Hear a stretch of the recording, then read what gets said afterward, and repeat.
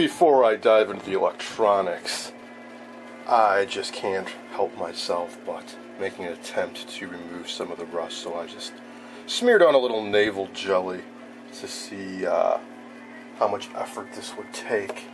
And I think it won't take much. After only about 5 minutes in this little test spot here, most of the corrosion's gone. So I think it's worth taking a little time and effort to go over and remove all this light surface corrosion. I'm also going to attempt to clean off that with a very soft brush and some compressed air, leaving all that fluff. Basically it's dust that got attracted to the high voltage. It will eventually cause arcing and corona if you don't remove it. So get these tubes out of the way and start carefully brushing and blowing it out of there.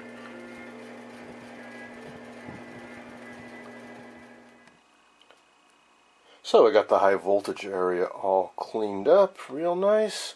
Didn't damage anything. Repopulated it with tubes. And then I happened to be perusing the rider service info, and it explicitly had a drawing of this area with a note saying, if you swap out this 1B3 rectifier, it's quite possible this red wire will end up over here, because that's kind of naturally where it wants to go. That is not where it's supposed to go. It's supposed to be on the other side of this rectifier, in other words, between this metal box and the tube, and not between these two tubes, because that can lead to arcing. So carefully pop out this tube and push this wire back on the other side of it. Glad I saw that note. I then started comparing what I was seeing underneath the chassis to the SAMs, and right away noticed some differences. For example, I've got a big orange cap up here right next to that transformer. The SAMs, nothing, empty space. Down here we've got two transformers, both oriented horizontally, and the SAMs, the lower one is vertical. Also, they show a capacitor down here. This guy. In mine, it was up here. But it follows the schematic. They just mounted it in a different place. Otherwise, the circuitry all seems to match the SAMs. That's the important thing. Alright, so I started doing a little bit of work. Placed a cap down in here, and started checking out the resistors, and I noticed something right away with the resistors. It's a crazy mix of different types of resistors. Like, check this out. We got this goofy looking one in here, and then a carbon one, but the stripes are really wide, and then here we got your standard looking half watt. Here we've got two hooked together in series. Here we've got a dog bone of all things. More dog bones, and this time they're in parallel. This crazy looking ceramic one with stripes on it. Another dog bone, dog bone, dog bone, dog bone. And power resistors, white ceramic. We got a weird white wide striped one here. Dog bone, this odd looking kind of wire wound thing. Alright, so I've seen this before on sets from the early 50s. Near as I can tell, it's a combination of two factors. One, Korean conflict going on. Two, the explosion of demand for TVs, and there were part shortages. I don't think these are old repairs where a guy had some dog bones laying around and he'd replaced them. I think most of these, if not all of them, are the originals. And for example, some of these combos like here, schematic calls for a 68. They probably didn't have any 68s, even though it's a standard value, so they put two 33s in series to give them 66 and figured that was close enough. That's tempting to replace all of them with the same type of resistors just for sanity's sake, especially the ones that are in these weird parallel and series combinations. It would free up space and make things much easier to follow. For sure I'm going to replace stuff like this. Or this, because you can't even see the value on it. It just makes it that much harder to troubleshoot things. Capacitors are more consistent, however. They're mostly wax types. A lot of them seem to be the same brand, so maybe those weren't quite as hard to get. Now this cap I still haven't tracked down. This might not be original. It's got this odd looking band around it. It's a little bit loose. So this very well may have been tacked in. And I found another instance like that, where this crazy looking thing, 0.05, 600 volt. I've encountered this once before. I think it was on a Motorola TV. And it was definitely a replacement, not an original. I think this is just your typical paper type capacitor, just in a different packaging style. Now where I found this is what was odd. It was going from ground here over to this junction, pin 6 on this tube. That's not supposed to be there. This is, I think, the second video IF tube, and there's already a capacitor from that junction going to ground, 1500 picofarad, the ceramic disc here. There's no other filtering called for, so I think somebody tacked that in, perhaps as some repair attempt. Well, I took it out. I want to take out any modifications I found in here and try to follow the schematic as much as possible, because I've encountered sets before where there were crazy repairs, and I think often they didn't really know what they were doing, or they were just using experience from a different type of set or chassis, and they just start throwing in capacitors trying to quickly fix a problem. What I will do, though, is I've got this video as a reference. For whatever reason, when I'm done, there's a problem down here, I can always try tacking a cap back in and see if it clears things up. But this IF stage here, 1, 2, 3, this is pretty standard. I've seen this in a lot of other sets. This design is, as I said earlier, is not that dissimilar from RCAs and Admirals. And they don't have a big filter cap in there. It's just small valued mica caps to filter the power supply in this area. I really don't think that was necessary. Here's a little progress update. Got the first electrolytic rebuilt. I heated up the cardboard cover, which is held on by tar one end, slid it off, cut the can open, pulled out the guts, drilled a few holes, mounted in 2 electrolytics, ran some leads through like I've shown in many other videos, and then you just pop the cardboard back over, looks like it did originally, and I've got it wired back in below. Some of the old wires are kind of crusty, so I replaced a few of them. I'm going to go through and be consistent here when I redo the other 2 and use the yellow for the negative 90 volt bus to keep things straight. Just got the second one out, and check out that crust. No doubt this one's gone bad and was oozing. It's probably all dried out inside. More crust over on that side. So I'll be cutting this one open momentarily. First I heat up that end. To heat these up, I just got a heat gun I keep on the workbench.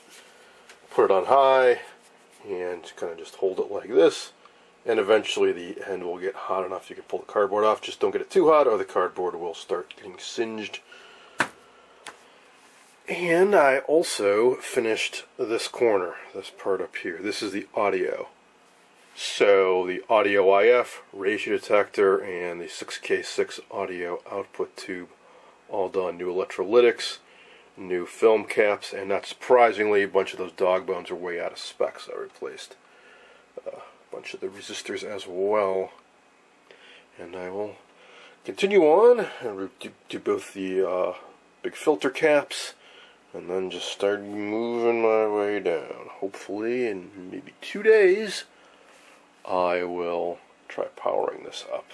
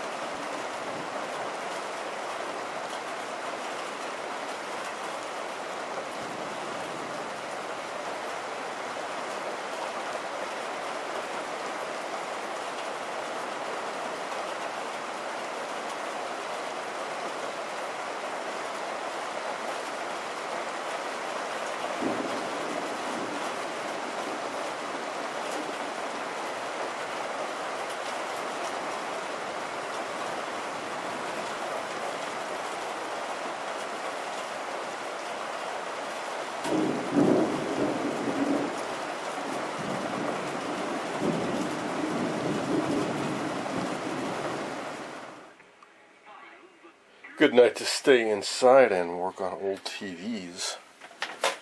I'm now down in this corner by the power transformer and I'm testing this supposedly 5,000 ohm power resistor, and looks like my luck finally ran out. Got 3 mega ohms, so that sucker is open. Probably the original.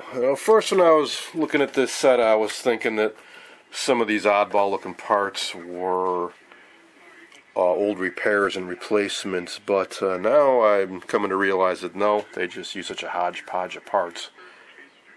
And they are original, because the solder joint looks pretty clean, like it's the original. Alright, so that guy's got to go. Might as well check these other two while I'm at it. I think there were 3 5K power resistors in here. So here's another one, which I just disconnected when I took out that filter cap. So let's see how we fare with this guy. Ooh, 16K. Maybe that's alright. It's hard to read. Oh, so it is a 15K resistor, huh? I don't recall seeing one on the schematic. Or maybe it's 16K, it's so hard to read. That could be a replacement, because that one definitely looks a bit odd. I mean, even odder than the other ones. So I think the style came later. And that solder joint there looks pretty darn ugly. And finally, let's check the one next to it. And this one clearly says 5,000 ohms on the side. So it's a little tough. I'm actually using 3 different schematics. The SAMs I bought from eBay, the SAMs I got from, I downloaded from the Early TV Foundation, and the writer schematic I printed out. Just fall on the floor. Here we go.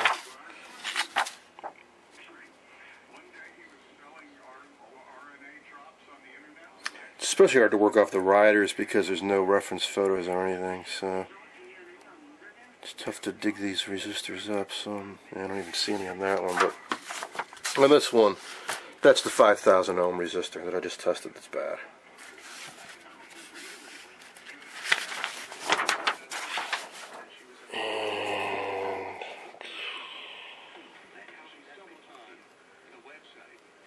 You know, I don't give the wattage rating on the schematic.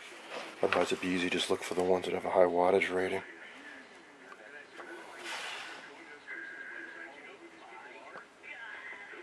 Well, I'll have to refer to the other pages of this with the parts locator. See if I can fix them off. Alright, so anyways, so this last one, this one is actually measuring okay, it would appear. So anyways, so what am I going to replace it with? Well, I dug out a few 5,000 ohm power resistors. Probably use this guy because it's rated for 6.5. You know, a little bit of overhead. This should be a 5-watt resistor. But there's another option. I picked some of these up a while ago. This is actually a 5-watt power resistor. It's ceramic inside, and then they encapsulate it with epoxy. I was just checking out the data sheet, and they say it's a type of epoxy used in integrated circuits. So, you know, when you get IC chips, they got that black epoxy, plasticky looking coating. I think this is the same type of material. So, yeah, these can actually dissipate a lot of heat and get toasty. But they look like this. My only concern or hesitation with ever using these is that for future restorers or future owner of the set might look underneath and see that and be very confused. Might think it's a capacitor or something. But yeah, it's a power resistor. Now, why did I get them? Well, data sheet's misleading. On the data sheet, they show colored bands on these. You know, the typical resistor color codes, so there are stripes on them. But I guess in the 5-watt size, you don't get stripes. It's just printed on it. So I was hoping they would look something like these. It's going to be nice to use them in these old sets, and you know, people could easily read the color bands. But nope, not so much. Unfortunately, getting the cardboard tube off of this capacitor didn't go so well. This has, I think, more tar than I've ever seen on any one of these caps, and I just could not heat it all up and get the outer cardboard covering off, so I ended up just kind of peeling it off. Here's some of the scraps, so I'll fabricate something. I've done this before. I take a toilet paper roll, and I think they're just slightly larger, so what I've done is slit it and shrink the diameter up a little bit and glue it and paint it black, and it looks fine. The reason why I do that is that the cans end up being at a non-ground potential. I think it's like negative 100 volts or something. So just to limit the shock hazard, if you were to leave these exposed and somebody was to touch this and this, they would get a little shock. Okay, now back under the chassis. I have been having lots of fun puzzling this out, as I mentioned before, I think. So between two SAMs and riders, it was overall lining up, but not in specific details in a few areas. Particular, the vertical oscillator sync separator circuit. They seem to have been tinkering with this a lot through the various incarnations. There's a couple particular interesting components down here. One of them is this guy, which at first I was very puzzled because it goes to a resistor here, which I've replaced. It was a 400K, which had drifted way off of tolerance, and it's in series with this, and then this goes off to, I believe it's a vertical hold control. Okay, now, sure, throughout the set there are oddball combinations, like two resistors in parallel to get the right value, so I was thinking, alright, they put a 400 and this, which measured around 40K, in series because they couldn't source the correct value. That turned out to not be true. The other guy, an interesting component, is this thing, which is a couplate. This is the vertical integrator. These were starting to appear more and more in TVs as the 50s came along. So this it's just like the ones in the predictor, where it's an integrator comprised of, I think, 3 capacitors and 2 resistors. And you can see that in the schematics. It is that guy right there. So, 3 resistors and 3 capacitors. Now, those 2 resistors in series, check this out. 470K and then 39 or 38K temp comp. That's short for temperature compensation, I believe. And I checked that out, I'll show you in a moment. Hooked up an ohm meter across it and heated it up, and the resistance dropped quite a bit. So I left it in the circuit. However, that says 470K, and I had a 400K. Also, a lot of differences between how this integrator is actually wired into the set and these component values. In fact, none of these match what I have when it comes to that particular circuit. So here's another flavor of it. Vertical integrator on this guy.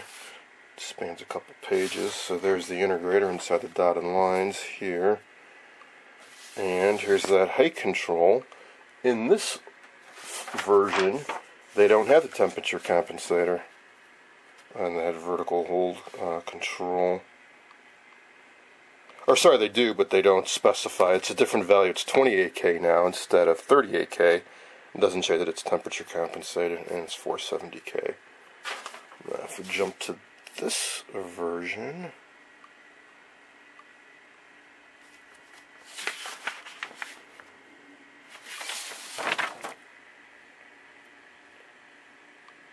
and where's that hold control?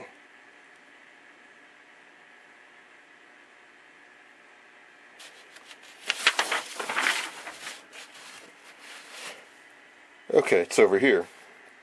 Now we're back to 38K on this one with a little symbol next to it, which probably means it's at temperature compensating. But this is 100K, not 470K. Alright, well, to make things a little bit clearer, Kirk on Video Karma contacted me late last night and said he had a copy of the original maintenance information, which is similar to the info in Riders. It's probably where they sourced it from originally, but this schematic seemed to be a little bit different, and it matches my set closer than anything else.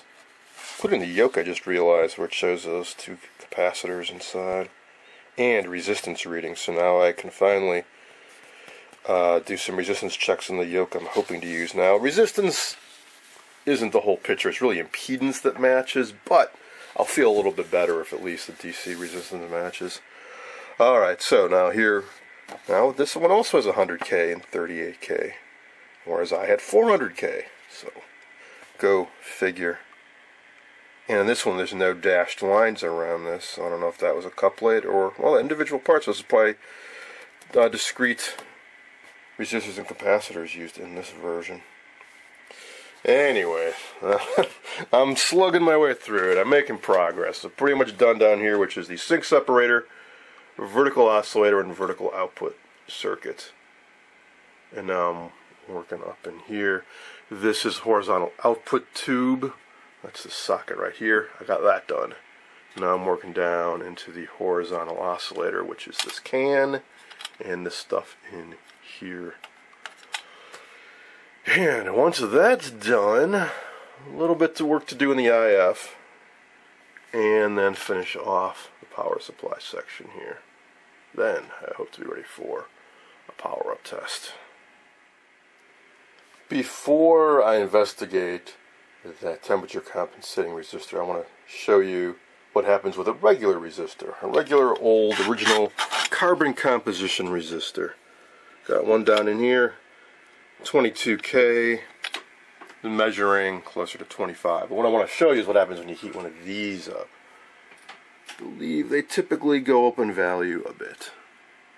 So it's getting warmer and we're going up.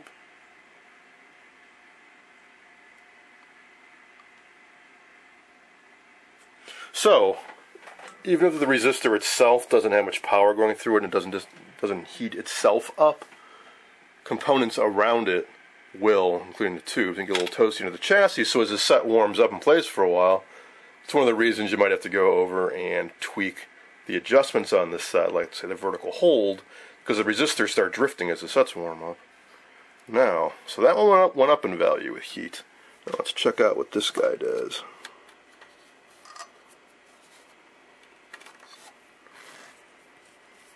Now, I don't know the circuit theory, so I don't know what exactly it's compensating in the circuit. So, we're at about 52K room temperature. And now, I heat this up. See, it drops off substantially.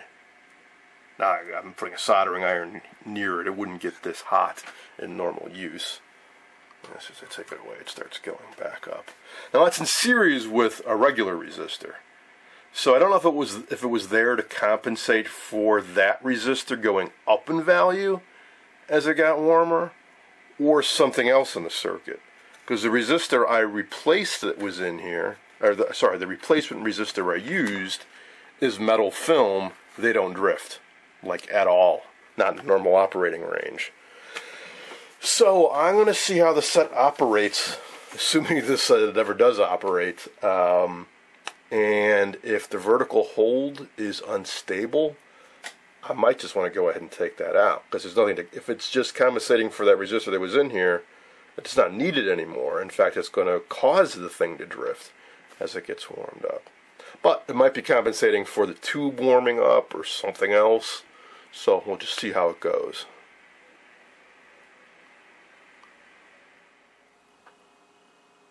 Here's another progress update. I've got the second electrolytic rebuilt and installed, again with some new wiring, with the yellow wire being the most negative potential in this set. And I just unmounted the third one, had no trouble getting that cardboard cover off, and I've cut it open, getting ready to drill some holes and mount the new caps in. This is a 4-section cap. Now, around in this area there were 2 power resistors. I had measured them earlier and they were okay, but it turns out, as near as I can figure, this 15,000 ohm resistor should be a 5,000 ohm, just like this. In fact, the 2 connect and form a voltage divider. Now, the reason that's so confusing is, again, none of my various schematics quite match. So, let's see if I can show you on here what that's used for. So, on this set, here's one of them. 5K, 7 watts, connects to the 135 volt power supply. Okay, where does that go? That goes over here, plus 135, which is a junction of our 298A and 298B, which is this guy. Well, if I trace out this wiring, go to the center wire here, this red wire goes around and over and stuff, it does not connect up to that 5,000 ohm resistor. This is the one I just indicated on the schematic. Instead, this went over to a capacitor, and then this was connected and this one up to here. So, in effect, if you trace all that out, there are 2 separate voltage dividers. One down here, and one formed by 2 discrete resistors up here. Alright, well, let's check out some other versions of this schematic. Let's look at this one from Sam's that I printed out, that I downloaded from the LETV Foundation. On this one, there is 5,000 ohm resistor, again, and here 140. Now the voltage in the SAMs, in fact on all the schematics, varies slightly. I think it matters on how accurately they measured it, and I think also with variations in the chassis, these voltages might have shifted a bit, but plus 140, plus 135, same deal. Alright, so where does plus 140 go to in this set? Hey, it goes to a 5,000 ohm resistor, over to here. And then here is that 2-section voltage divider. The separate one over here. So, this seems to match what I have. 2 independent, discrete 5,000 ohm resistors, and a separate voltage divider over here. Alright, so I think this 15,000 ohm, which does really look like somebody tacked it in. I know all these resistors are kind of oddball looking, but this one really legitimately did. Ugly solder joints, and yeah, I think that was just a hacked in replacement. Whereas this, I'm really sure, is original because it's got a part number on it that I believe matches the old style part numbers, if you get the original service info. Alright, so I also know the wattage now. It should be 7 watts or better. The 5K resistors I have on hand are either 5 watt or this I think was 6.5. So I'm placing an order, and I'm going to get some 5,000 ohm 10 watt resistors, some nice vitreous enamel, brand new guys, and I'm going to replace these 2, and I'll go ahead and replace that. I want a little more overhead on that guy. So, waiting for those parts to arrive, and in the meantime, I'm starting to clean up this tuner, which is pretty gunged up. So I've got some Q-tips, isopropyl alcohol, some contact cleaner, WD-40. I want to both clean up these contacts, and I'm flushing out the bearing surfaces. One here, we got a roller ball under tension here for the channel clunker, and some more bearing points under there. I want to get all the old dried grease cleaned out, put some new grease in there, and I want to clean up these contacts. Also a bit corroded, but I'll save that for last.